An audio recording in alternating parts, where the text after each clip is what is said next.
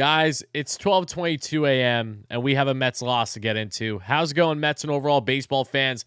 Welcome back to the channel for your latest post-game show, the #1 post-game show here on YouTube, covering this Metropolitan team as the Mets falter in what was nothing short of a roller coaster ball game, losing Game 2 of their 3-game set against the Colorado Rockies by a final score of 10-7. I got a lot to say about this game. I had no intentions prior to even heading into tonight doing this game. I was out with a buddy of mine. We were doing our day drinking, a nice Saturday to everyone that's 21 and up. You guys know the drill there. And, I was feeling confident heading into tonight's game with Justin Verlander on the bump, and shame on me because JV was anything but good tonight, albeit, yes, it was in Coors, but it doesn't change the fact that we have yet to see Justin Verlander pitch 2 consecutive strong starts back-to-back this season. The bullpen, if you're not named Dominic Leone, you're giving up runs, and the Mets were down 5-0 in this ball game. If it wasn't for the heroics of Francisco Alvarez, who was certainly a highlight again tonight. I have so many positives to get into on his front.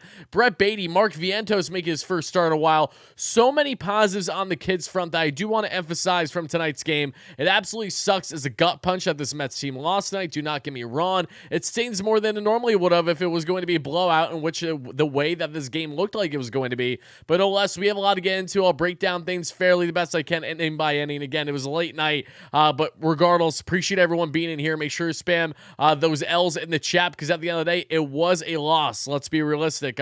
As frustrating, and while there were positives that I am looking forward to getting into, this still was a frustrating loss. It felt like the Mets had their magic tonight, not with the pitching, but with the offense. It felt like another night where you're getting these late heroics. Being down 5-0 no less is a really, really impressive thing to do. But again, when you're constantly putting yourself in a 5-0 hole like this, that we've seen warranted of recent comebacks, naturally you can't expect them all to go to fruition, and that certainly was the case tonight, as again, the Mets falter by a final score of 10-7. And I'm not going to go crazy long here tonight either. I might just share my raw thoughts on this, get into the numbers, and explain why Francisco Alvarez is the best thing since sliced bread right now, while Buster Olney, even though he has a net worth of $3 million, still has no clue what he talks about. So we have a lot to get into on the Alvarez front. Brett the Met looking like an absolute stud per usual. That's why we're giving away his jersey at the end of the month. And all you guys need to do is, by clicking the link in the description of this live stream, signing up to WardyNYM MLB League, again, for free. You're the best MLB fantasy game out there. You draft your team, you enter weekly tournaments, and in doing so, you are automatically entered to potentially win a Brett Beatty jersey, in which we'll be doing a giveaway announcement in the coming days, sometime next week. So be on the lookout for that. Very, very excited for it. And again, Brett the Met, he has been nothing short of a beauty as of late. So all you got to do is join Wardy's free Soarer MLB League and to get your chance at winning the Brett Beatty jersey. And keep an eye out, because once we do that giveaway, next month in June, we're going to be doing another jersey giveaway, and it shouldn't take a rocket scientist to figure out what player that is going to be. So make sure to check it out once more. Shout out to Soarer MLB, shout out to Manta Sleep, and also shout out to Mojo Sportsbook, our beloved sponsors here on WardyNYM. But how's it going, guys? I know it sucks. We stayed up late for this one. If you're here on the East Coast and, you're hoping, we saw the heroics there. Let's not get it twisted. The Mets were down 5-0 in this ball game before you knew it. I even went out of my way and I tweeted out, as many of you guys saw, the Mets came back from tonight's deficit. I would be giving one lucky follower of mine that liked my tweet a shirt jersey of whatever player that they would want on the Mets should the Mets come back and win. Now, they came back. We saw them come all the way back, but unfortunately, it wasn't enough, because the bullpen decided, you know what, Jeff Brigham, even though that he got squeezed and some calls didn't go his way, bullshit. Again, surprise, surprise, especially in Colorado, you're not getting any good calls. It's almost like MLB officiating has been dog shit for every single day for as long as I've been a baseball fan. But again, God forbid these things get fixed. Give me robo-umps yesterday, please, and thank you. But aside from Brigham giving up that bomb, Drew Smith didn't do us any favors there either. I know the rain was pouring, but let's be realistic. If you were not named Dominic Leone tonight, who would give him credit in a tied ball game for whatever reason, gets thrown out there because the Mets have a lack of bullpen. Buck decides to throw him out there in the 6th. He gives the Mets their only clean inning, it felt like, of this entire ball game. So if you're not named Dominic Leone, you were dog shit pitching wise. That's just how it was. And I know that Brigham has been strong. I don't want to beat up on him too much, because he's not the sole reason why the Mets lost tonight. He had really good stuff aside from that one bad pitch that was a hanger, and then that was ripped to right. There it is, what it is by McMahon, who again already hit 2 bombs against the Mets in this series. But you got to give credit where credit's due to the kids here. And that is really what I want to emphasize, because like I said, You look at the pitching, it was not good tonight. Justin Verlander wasn't good. Let's just jump into it again. I don't even know if I want to go. I'll go kind of inning by inning for tonight's game. I'm not going to go crazy. I'll go fairly quick with it. But JV gives up 9 hits, 6 earned over 5, 2 strikeouts. I get it, you're in Colorado, but when you get out-dueled by Chase Anderson, who just signed a new deal with the Rockies, who's pond scum, I mean, come on. Like, what are we doing here, JV? I really like you, JV. I really do. It was awesome to see you carve up the Guardians in that pitcher's duel in Sunday Night Baseball in the doubleheader this past weekend. But what are we doing here? You know, we saw you get beat up in that start prior against the Rays, and thankfully I missed that game. You carve up the Guardians, then you face the Rockies even away. It's hard to justify, these actions. You just weren't good tonight, JV, and we need you to be good, okay? The Mets are going to go anywhere this year. It's going to be led by their pitching. You need to get that figured out, JV. I know you weren't happy with your performance tonight, and if there's one thing I can appreciate about Verlander is that even when he pitches like absolute dog shit, and again, that's what he was tonight, that I love JV. This isn't a slight on him overall, but tonight he wasn't good, and he will be the first to tell you that. That's what I do appreciate most about JV. He holds himself accountable, something that is not easy for a lot of guys to do, but at the age of 40, and you've won your Cy Youngs, you've gotten your bag, you're a guaranteed Hall of Famer. As soon as you retire, you have no other reason than to hold yourself accountable right away, and I'm sure that's what he did in tonight's Mets postgame, assuming that he got interviewed and was asked those questions. But again, Leone, the only guy to give you a squirrel saying tonight, right? Brigham, Smith didn't do the Mets any favors, but I really want to emphasize the rally now, and I want to talk about these kids, right? You look at the Haynes stats tonight. I don't know on how much okay, so this was the exact lineup tonight. Loved it. For the first time in a little bit, you see Vientos, you see Beatty, you see Alvarez, all the kids there in the lineup tonight, and they were all productive to say that. I mean, my God, my goodness, my gracious, Brett the effing Met continues to barrel baseballs like an absolute dog. Opposite field, going up the middle. You'll love to see what you're getting from Beatty. Marky V with 2 hits tonight. I will gladly take that. Would have liked another hit to add, say, insurance when the Mets had the 7-6 lead later in the ballgame. That I'll get to shortly. But regardless, Vientos had a very solid night, all things considered. Finally getting the start. And according to Buck Showalter, should that hold true, he will be starting the next 2 ball games for the Mets tomorrow against the Southpaw and Gomber. And then Tuesday, because the Mets have an off day this Monday again, it'll be against Ranger Suarez, most likely for the Phillies. And then, of course, Francisco Alvarez. Alvarez had a little bit of a boneheaded play that we saw there early in the game. Should have been a triple to lead things off, and he just moved slightly as he was celebrating, got a little nudge by the Rocky, and he was called out, which was frustrating, but thankfully Francisco Alvarez made up for it and then some, being the absolute beautiful SOB that he is, the 21-year-old phenom, the best hitting catcher in baseball right now over the past month. That is a statistical fact. Francisco Alvarez, as we speak, folks, has north of a 900 OPS, a 273 average. Over the past month has been over 160 WRC plus, OPS plus. What does that mean for those that don't know? It means that he's over 60% better than the average hitter in baseball. He has been nothing short of spectacular defensively, offensively. Francisco Alvarez has been a saving grace for this team, and they would be nowhere without him right now. And who would have thought when you initially rushed up the kid a month plus ago for Narvaez, right? I mean, Alvarez, I jumped out of my seat when we saw what he did with that bomb, and we'll go into the highlights here, and you see it right. Oh, no, that was, that was a double that he legged into, was trying to leg it into a triple, and, unfortunately, just a silly mistake there, celebrating with Cora, lifted up for 2 seconds, gets called out on the review as you see his hand just lifts up there, the tag by whoever there was at third base for the Rockies. But again, he made up for it with the home run. So as frustrating as tonight's loss was, the only reason why tonight's loss was overall frustrating and more of a burden than I initially expected it to be is because you thought this game had a solid chance of being a blowout. I had a lot of people telling me on Twitter, okay, it's in Colorado, we're going to get a lot of runs regardless, and that held true. But to see the Mets rally all the way back, work their asses off to get there, then the pitching blows it once again, it stings. Because at the end of the day, when you put up a 7 spot in Colorado, that should get the job done 9 out of 10 times, right? But not tonight, not when the Mets pitching, everyone and their mother decided not to be competent, and that is the reality. But let's go through inning by inning, because I really want to emphasize more on what was the build up to Francisco Alvarez. Brett Beatty, how did he look in his key moments? Mark Vientos looking very strong in his start. Again, frustrating loss. Do not get me wrong. I'm pissed off about it. I'm going to go to bed pissed off about it, wearing my Manta Sleep mask that, again, you guys can get for 10% off using my promo code WARDY in the description down below in the comments on replay. The same applies to all you beauties out there. But let's talk about this Mets ball game. Let's go through inning by inning. Again, I'm starting off in the second. Why? Because I'm going to. In the second, Randall Grichuk with a single. Castro with a single.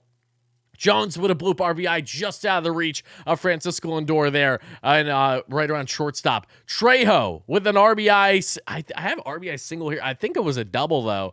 It was an RBI double, definitely was, because Trejo now already has 3 doubles against the Mets in a 24-hour span. If you're wondering who is that Joe Schmo that you never heard of until now that's going to beat up the Mets in a series, it is Trejo for the Colorado Rockies. Tovar, the rookie, with a walk. Then Blackmon with a no-doubt 2-run double to increase the Rockies' lead. Just like that, the Rockies, somehow, some way, after a Profar RBI sac fly, they hard hit the shit out of JV there in the second inning, and they put up a 5 spot. So before you even knew it, that this Mets game felt like it was over, they would make something out of it, but it was still, unfortunately, too little too late. But in the third, Francisco Alvarez, as I emphasized, gets the triple, but it goes back to being a double and out at third. Again, a rookie mistake by him. It was frustrating, but I'm not going to harp on it at all, because Francisco Alvarez came up clutch again. You want to talk about, imagine being in Francisco Alvarez's shoes with runners in scoring position late in ball game when you need a huge hit or a bomb. Let's not forget what he did just a week ago against the Tampa Bay Rays, in which I was in attendance. And then, of course, they're against the Guardians. With only 1 out left in the ballgame to continue things, he has been a dog. And this was a little different because it was earlier in the ballgame before he got to the 9th. But the point stands, Francisco Alvarez is literally the face of this team right now. It's hard to say otherwise, aside from Pete Alonso doing great things that we have a lot to say about here in a second. But prior to that, McMahon with a single, Castro with a single, Jones with an RBI single, Trejo reaches on fielder's choice, Castro's out at home. Nice tag there by Alvarez, and that'll do it for the bomb of the third. But 6-0. I didn't even realize this. The Mets were down 6-0. I thought that their biggest deficit was 5-0. Shame on me for forgetting. Again, it's been a long night. If you know, you know. But in the bomb of the fourth, Pete Alonso says, ding dong, I'm out of here. It's his 20th bomb of the year for number 20 Polar Bear. He is the first baseball player out there right now this season to hit 20 nukes for Polar Bear Pete, Pistol Pete, Big Me Pete, whatever you want to call him. He gets his 20th bomb of the year, and you love to see that from Alonso. Doing Alonso things. I mean, if you had to be a betting man, I mean, hammering the over on at least 1 or more home run from Alonso and Coors is, you know, the easiest money you could possibly get. It's also easy money if you have Francisco Alvarez on your Solar MLB team, the way that I surely had tonight, so that's always good. But as we get to the 6th, then I'm cheating a little bit. I'm skipping the 5th. Why? Because fuck the 5th. We get into the 6th. McNeil with a single. Alonso with a single. Beatty then rips an opposite field RBI double. What an absolute beauty he is. Again, Brent the Met this season now, he's been tearing the cover out the ball. He did only go 1 for 5 tonight, but had that clutch RBI double. He's batting 250 to 715 OPS. Might not be the most mind-boggling numbers, but what they are is that he's been getting on a roll. He's at at least 1 RBI in his past 3 or 4 games now. I'm loving his at-bats from Beatty. Hopefully we see more of that again. Brett the Met is the future. He is now at the Mets hot corner position. Can't tell me otherwise. Loving what I'm seeing with Beatty on an everyday basis. He's a guy that you can be dependent on to a degree at such a young age of 22, 23. They're in the 5 spot. You know he's going to drive runners in, as he's done so well these past couple games. So Beatty again with that opposite field RBI double to again start to hack away at this Rockies lead. Then Starling Marte with an RBI ground out, his first of 2 runs driven in today, rather. Vientos with his 2nd single of the day, and then a couple on for Francisco Alvarez. Says, fuck out of here, pardon my French. It's a 3-run ding dong. It ties the ball game. It's his 7th home run of the season for a 21-year-old catcher. I don't know what the statistic is, but I'm going to go on a limb and say that a guy at the age of 21 in the backstop position has not hit this many bombs prior to reaching the age of 22 in a very long time. That is how damn good Francisco Alvarez has been, and we all need to appreciate his greatness, his glory for what he is. His 7th home run of the season ties the ball game. 6-6 there in the 6th inning. That's too many 6s for my liking, but you get the idea. Nimmo with a single then as well, but then that'll do it for the top of the 6th. In the bottom of the 6th, as I said, Dominic Leone comes in and he cruises with an easy, and he gives up a 1 hit and 19 pitches, but again, that's all she wrote. Dominic Leone gained the job done there for the Mets in the 6th. Again, the Mets put up a 5 spot. in that sixth inning, pardon me. Yeah, they put up a 5 spot in that sixth inning to tie the ball game 6-6. And then in the seventh, Mick hits with a walk and a stolen base. 2 outs would transpire. Then Starling Marte did it again. Another night with a beautifully placed opposite field RBI single. Marte is looking more comfortable in the 6th spot. I love it. Let's keep him there. It deepens this lineup. I like it a lot. The only thing that needs to change right now is Francisco Alvarez moving up in this lineup. That's the only true argument you could give. Mark Canha, again, had a solid day at the plate. Got on base 2 or 3 times tonight. But regardless, I want to see Alvarez at minimum in the 7th spot, moving Canha down to 9. The only reason why is I want to make sure Alvarez gets as many opportunities for at-bats as possible, especially with guys with runners in scoring position. I know he's thriving in the 9-hole, don't get me wrong, but he deserves to move up, and I think most Mets fans can comprehend and agree on that aspect of things. But no less there, you get Marte with the Oppo RBI single. We're jumping for joy. The Mets get the 7-6 lead there in the 7th inning. Canha rips an opposite field single, his first and only of the night right after, but then now do it. Because as we get to the 7th, as I said, Jeff Brigham gives up an opposite field double to Diaz, who's been a great hitting catcher for the Rockies. It wasn't going to take long for him to start hitting in the series. And then McMahon hits a 2-run home run after Brigham gets absolutely screwed by the ump. What was a clear strike call, a high fastball, or whatever off speed, might have even been a slider. They call a ball, and then before you know it, he gives up a bomb to McMahon to give the Rockies an 8-7 lead. So frustrating. You thought you had this game in hand. You thought the rally was fully there and back, but it wasn't there because unfortunately, as much as he got squeezed, the pitching gave it up. And then Drew Smith, again, didn't do the Mets any favors. He gives up an RBI triple there to Profar, who has been now on base in 34 consecutive games now for the Rockies this season. A guy to keep an eye on come the trade deadline. A guy that's versatile, clutches up in key moments, as we all know from the Padres series and the Wild Card series last year. Diaz with an RBI single again. It's a 10-7 Rockies lead there in the 8th, and that's the ball game, folks. There's nothing else to say. You're frustrated as hell because you knew the Mets were down 6-zip in this game. You thought that they were going to rally all the way back, and they just couldn't. They just couldn't get it done. So Mets, again, lose by a final score at 10-7, but I cannot begin to emphasize just how much of a beautiful SOB Francisco Alvarez is. Guys, can you please do me a favor? I know the loss sucked, but can we please universally, if you're watching live in the live chat, people on replay, the same applies in the comments, can we please spam some Alvarez hype in the chat right now? Because he effing deserves it. Like, this guy has been a saving grace for this team. He's 21. He was rushed up to the bigs. No one expected this. His first 2 weeks of at-bats were absolutely horrendous. He was striking out on any type of fastball up that you could throw at him. Josh Hader especially right. Or he was grounding out like a freaking machine every single way that you looked at it. Alvarez was not good offensively those first 2 weeks. But what did he do? He went back to the park. It's 7 o'clock game. He was heading there at 1:30, and he was looking at film. He was tweaking his swing, looking at how pitchers are approaching him, how to make things better, how to make his plate approach better. The defense was elite from day one, but now so is the bat, and that is huge because the Mets have gotten a potential generational talent for this team. Generational talent at the backstop position is actually accurate if Alvarez projects the way that we could. There's a reason why he was the top prospect in baseball heading into this, and he deserves love for being an absolute dog and saying, you know what, I know we're down by 6, but I don't give a rat's ass because I'm Francisco Alvarez. I'm going to put the Mets back in this ballgame at absolute minimum. Mark Vientos, Marky V, thank you for the 2 hits today. I'd like to see more of that. Brett Beatty, thank you for the clutch RBI double today, too. Again, all these contributions. If it isn't for the kids, the Mets have no shot in said ball game. If it isn't for the kids, the Mets don't have the 5-game winning streak that they had prior to this away trip. A lot of things to look at with this team. Don't get me wrong, they still have plenty of flaws, but one thing is for certain, the kids are here to play. The baby Mets are the here. They are the now. They aren't the future. They are here to stay right now, something that I know is hard to comprehend if you are a specific writer for either ESPN or, another network that I can't necessarily say because I work with said network. But you know what I'm saying. Thank you for the donation. Let's see here.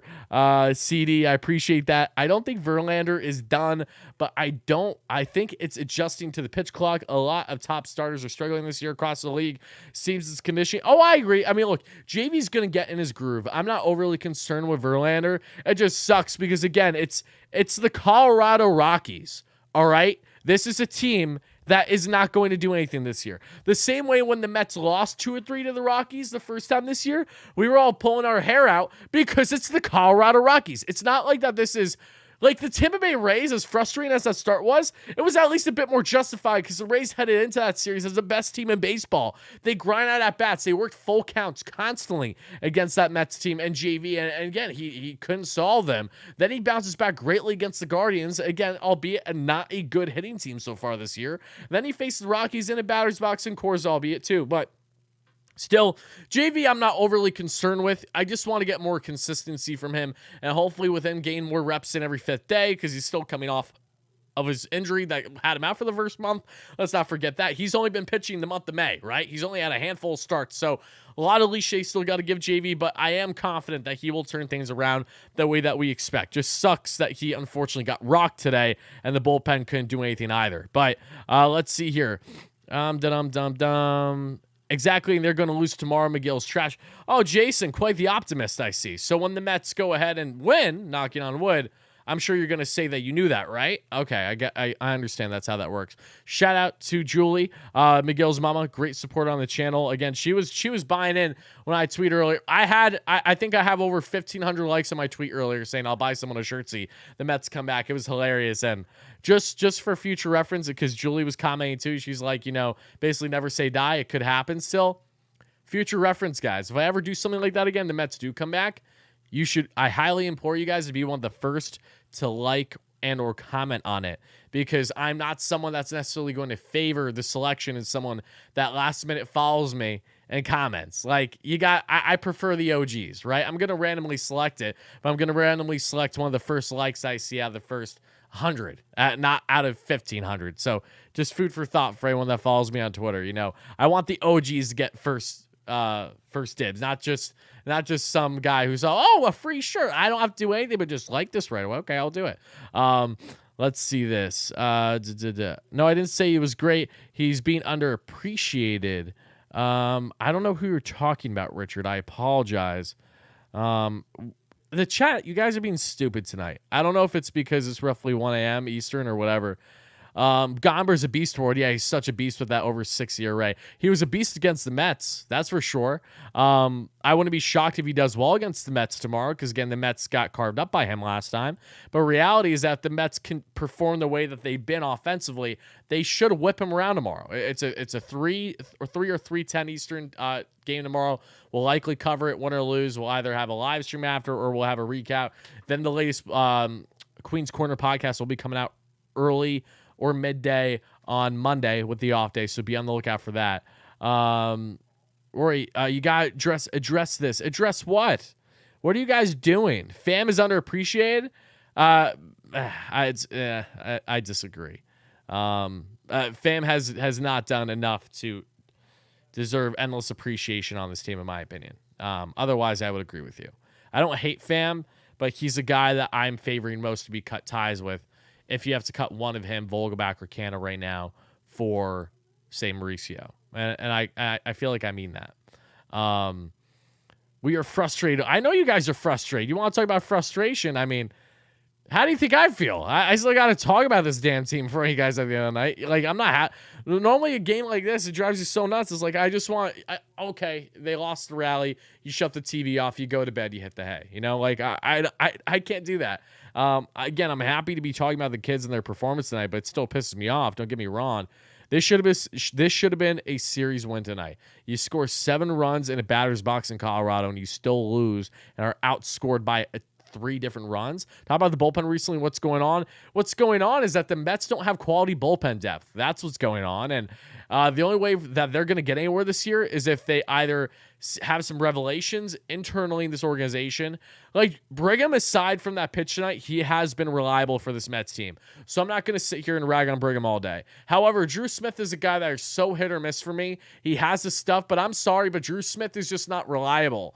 And we're using him in reliable innings constantly for this Mets team, but Drew just is not that guy. He's a guy that I trust most in non-leveraged situations, not in tight, high-leveraged situations constantly. He just isn't that guy. He really isn't. And outside of Raley, outside of Ottavino, outside of Robertson, the Mets don't have much quality bullpen depth at all. They only have a couple guys that they're banking on and using Way too much. You know what I mean? Like, for example, Ottavino is pitching in tonight's ball game. If he didn't have to come in last night because Brooks really couldn't get more than, say, 1 or 2 outs, whatever it was, like, that could have been an X factor tonight too, right? So this bullpen needs to be addressed. We know that. They will be addressed by the trade deadline. It's just a matter of how much. That's the biggest thing. And from who? You know, is the White Sox going to be a target, you know, to look at?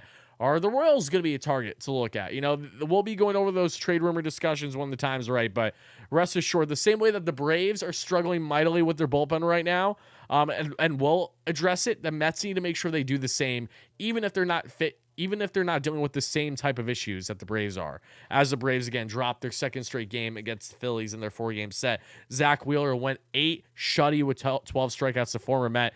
Still Met at heart, if you ask me. We'll never forgive Brody Van Wagenen and that Will Ponzium scum regime for letting him walk and thinking that, oh yeah, we're gonna have a Michael Wacha who had a broken arsenal and isn't the Wacha that he is right now with the Padres and then was also with Boston and the Rays. Rick Porcello, you know, who hasn't been in the league since the Mets used him, and whoever else was in there in that group. We're gonna pick those guys over Zach Wheeler. Still pisses me off. It still pisses me off because I really like Zach Wheeler. Injuries and all, he's eating innings like crazy, and who would have knows where this rotation would be too if they had him. But I digress. I'm gonna go get shut eye. This game was frustrating, but one thing is certain: Francisco Alvarez is the best catcher in baseball right now. And I say right now. I don't mean like overall. I'm saying right now. Over the past month, there has not been a better catcher in baseball. As great as Sean Murphy is, who hit a home run too little too late, if you ask me, I would say, you know, that's just for the sake of adding, you know, adding some stats on, stat pad. I shouldn't say that. Regardless, Murphy hit a bomb against Kimbrel tonight as I was watching at my local bar, and it was 2-1. Thankfully for Kimbrel and the Phillies' sake, they got the save, and I was rooting for the Phillies between the two because, you know, the Phillies aren't in first, so that's how it naturally works, right? But Alvarez is the best catcher in baseball right now over the past month. It's hard to disagree. Brett Beatty is continuing to blossom before our eyes at the hot corner. And Mark Vientos, give him reps and you will see success. Now Ryan Mauricio is the last man standing, and we will see when that happens, should the kid be called up. But guys, I'm out of here. The Mets lose by a final score of 10-7. Make sure to smash that like and subscribe if you watch live, on a replay, whatever you did. And we'll be likely back live or with a pre-recorded video tomorrow at the conclusion of the series finale between the Mets and the Rockies. Have a great one, folks. And as always, no matter what, let's go Mets. Peace out, guys.